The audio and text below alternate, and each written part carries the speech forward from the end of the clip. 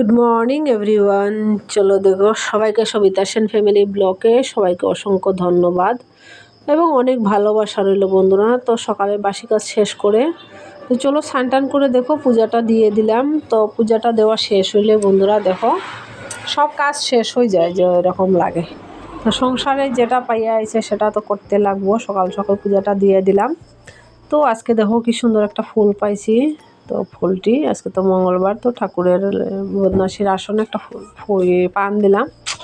তারপর পূজা শেষ হইল, তারপর গিয়া দেখো বাসনটি ধুইয়া এখানে রাখা দিলাম। তারপর দেখো ওই যে নতুন একটা ফল আনা হইলো আজকে। এটা মানে আমরা প্রথম খাইলাম।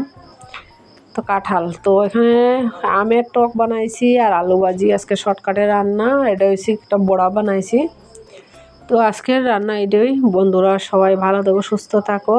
আর এই দেখো মানে কাঁঠাল দিয়ে যেন ভাত খায় কীরকম, এটা তোমরা কে কে খাও একটু কমেন্ট করে জানাইও।